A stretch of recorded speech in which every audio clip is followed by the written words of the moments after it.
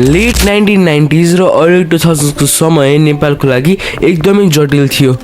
2005 मे 6 त्यो दिन अरू दिन जस्तै नै सामान्य दिन थियो, तर त्यो दिन जे हुन जाँदै थियो त्यसै माओइस्टहरूको आतंक अझ बढाउनेवाला थियो र तिनीहरूको खौफ विस्तार गर्नको लागि मद्दत गर्नेवाला थियो। बुटोल नजिकैको रामपुर गाउँमा एउटा घरमा 9 दिन महायज्ञ हुँदै थियो। बिहानको समय थियो र प्रोग्राम अझै सुरु भएको थिएन जब 6 जना मोटरसाइकलहरूमा आएर त्यो प्रोग्रामको अर्गनाइजर मेन मान्छेमाथि गोली प्रहार गर्छन्। उनीहरूले त्यो व्यक्तिमाथि टोटलमा 9 राउन्ड गोली प्रहार गरेका थिए र गोली ठ्याक्कै टाउकोमा लागेको कारणले त्यो व्यक्तिको त्यही समयमा नै मृत्यु हुन पुग्छ र त्यो कुनै सानो मान्छेलाई लागेको थिएन। त्यो गोली प्रहार गरिएको थियो नारायण पोखरेलमाथि। नारायण पोखरेल जसलाई राजा वीरेन्द्र आफैले नै वाचन शिरोमणिको टाइटल दिएका थिए। नारायण पोखरेल जो विश्व हिन्दू महासङ्घका प्रेसिडेन्ट थिए। त्यो दिन नारायण पोखरेलले वाचन गर्दै आएको श्रीमद् भागवतको अन्तिम दिन थियो र त्यो दिन भक्तहरूको भिड हुनु स्वाभाविक नै थियो। माओइस्टद्वारा यी रिलिजियस लिडरहरूमाथि अट्याक गरिएको यो पहिलो पटक पनि थिएन र अन्तिम पटक पनि हुनेवाला थिएन। नारायण पोखरेल त्यो बेलाको एकदमै प्रख्यात र लोकप्रिय स्टोरी टेलर थिए। उनलाई त्यो बेला नचिने सायदै कोही थियो होला। आफ्नो जीवनकालमा झन्डै 1100 यज्ञ र प्रवचनहरूबाट आएको पैसा उनले बाटो बनाउन, स्वास्थ्य चौकी निर्माण गर्न, अस्पतालहरू निर्माण गर्न, विभिन्न स्कुल तथा कलेज बनाउन, पुल निर्माण गर्न जस्ता कार्यहरूमा हालिदिए। उनले महायज्ञबाट आएको डोनेसनले उनलाई मारिएको गाउँ नजिकै एउटा कलेज खोल्न जाँदै थिए जुन पछि गएर उनकै नामले स्थापना भयो।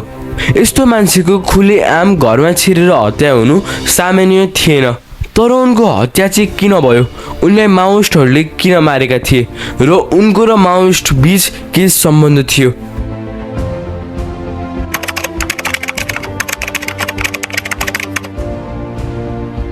नारायण पोखरेल 2013 सालमा गोर्खाको बगुवा गाउँमा जन्मिएका थिए। उनको बाल्यकाल एकदमै सामान्य बितिरहेको थियो। उनी सानैदेखि नै गाउँका बुढापाकाहरूसँग समय बिताउँदै थिए, त्यसैले होला संस्कृत र पुराणहरूमा अलिअलि चासो राख्दै जान थाले। दिनहरू बित्दै थिए र उनको कुन बेला बिहे भयो सायद उनले पनि समय बितेको थाहा पाएनन् होला। मात्र 11 वर्षको उमेरमा आफूभन्दा 2 वर्ष सानी उमा कुमारीसँग उनको बिहे भयो। नारायण पोखरेल गोर्खामा नै पढ्दै थिए। उनी पढ्नमा राम्रो थिए र सायद टप नै गर्थ्यो होला। बटनको क्लासको एउटा बच्चाले उनलाई सधैँ जित्यो। त्यो बच्चा अरू कोही होइन, जनयुद्धको एउटा महत्त्वपूर्ण एलिमेन्ट, एउटा महत्त्वपूर्ण मान्छे बाबुराम भट्टराई। तर उनलाई के थाहा कि आफ्नै साथी लागेको पार्टी नै आफ्नो मृत्युको कारण बन्न पुग्छ। यतिमै 17 वर्षको उमेरमा नारायण पोखरेलको अब बच्चा हुनेवाला थियो, तर त्यो बच्चाले कहिले पनि संसार नै देख्न पाएन र पक्कै पनि यो त्यही घटना होला जसले नारायण पोखरेललाई परोपकारी बनायो। 2038 साल चैत्र 22 गते गोर्खा जिल्लामा एउटा शिव मन्दिर स्थापना गर्ने उद्देश्यका साथ उनले पहिलो प्रवचन दिए। उनको वाचन शैली अलि छुट्टै नै थियो जसले त्यहाँ भएका सबै मानिसहरूको ध्यान आकर्षित गर्यो। प्रवचनमा प्राय उनले जातीय भेदभाव विरुद्ध बोल्दथे र प्राय समाजले दलित भनेर वर्गीकृत गरेको व्यक्तिलाई नै अतिथिको रूपमा राखिन्थ्यो। उनको प्रवचनको वाचन शैली प्राय सबैलाई नै मन पर्थ्यो। प्राय 2062 साल वैशाख 30 गते अर्थात् मे 6, 2005 को बिहान उनको हत्या भयो र उनको हत्या पछाडि सबैको आँखा माओइस्टतर्फ थियो। उनको मृत्युभन्दा अगाडि पनि माओइस्टहरूले हिन्दू मन्दिर अट्याक गर्ने र पुजारीहरूलाई ह्यारेस गरेको पनि रिपोर्ट गरिएको थियो। उनको मृत्युभन्दा 1 वर्ष अगाडिदेखि घट्दै आएका घटनाहरू हेरौँ।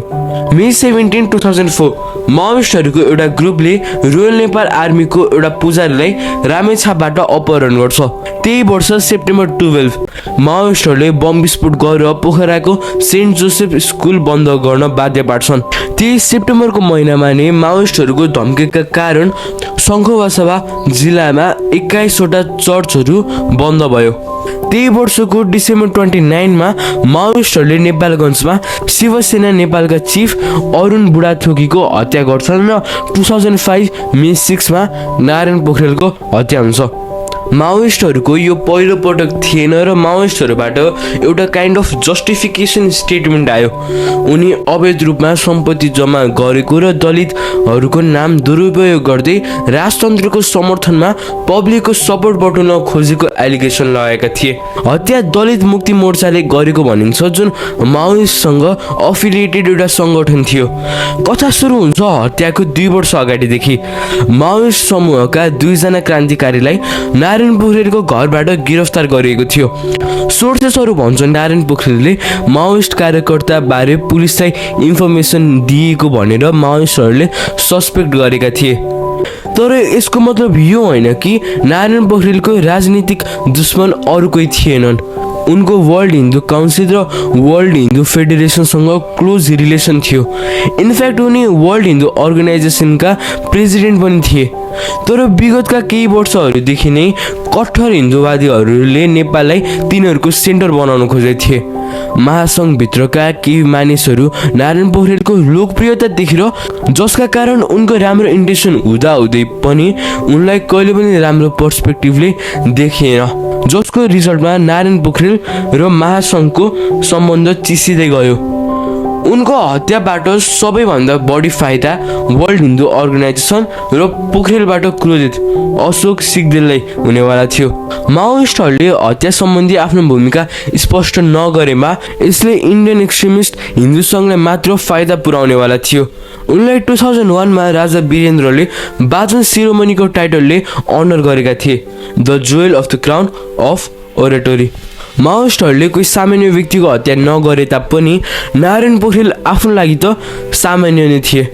माओइस्टहरूले बाचन सिरोमनी माथि होइन, उनीहरूले एउटा महिलाको प्यारो बुढामाथि, एउटा छोराको बाउमाथि र एउटा आमाको छोरामाथि गोली पड्काएका थिए। आज 20 वर्षभन्दा धेरै भइसक्यो।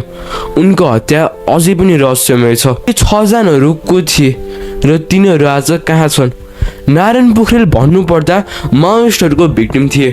ती माओइस्ट जसलाई क्रान्तिकारीहरू भनिन्छ।